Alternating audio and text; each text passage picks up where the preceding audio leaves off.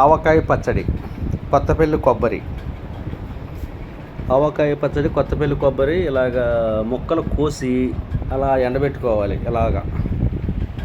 అలా ప్యాన్ కింద అలా ఎండబెట్టుకోవాలి 2-3 గంటలు. ఎండబెట్టుకున్న తర్వాత వీటిని చక్కగా ప్రతి ముక్క కూడా చెమ్మ లేకోకుండా ఇలాగ ఆరిపోయి చక్కగా ఉండాలి. నీట్గా చెమ్మ ఉండకూడదు.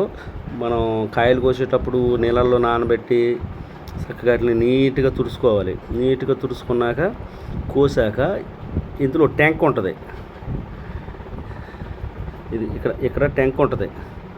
ఆ ట్యాంక్ని తీసేసి చక్కగా నీట్గా పైన కింద పొర ఉంటుంది. ట్యాంక్ కింద ఆ పొర కూడా తీసేసి నీట్గా కోసేసి అలాగ ఫ్యాన్ కింద 3 గంటలు 2 గంటలు ఇష్టం.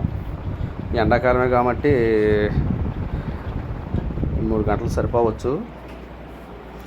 ఎండ వేయాలి, ఫ్యాన్ తిరగాలి. ఎండకైతే ఎండవో, గాలి తోలితే ఫ్యాన్ గాలికి ఆరుతాయి ముక్కలు.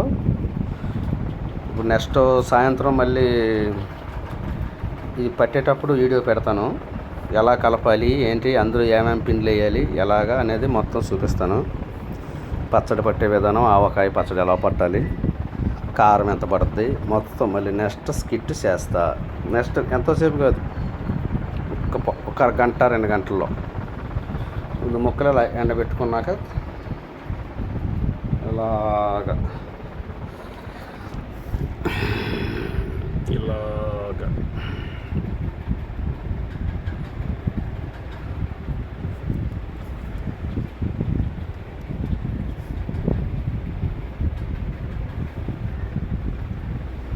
ముక్కలు కరెక్ట్గా చూడండి.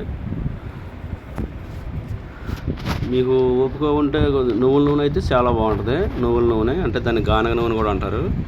వేరుశనగ అంత టేస్టింగ్ ఏమి ఉండదు.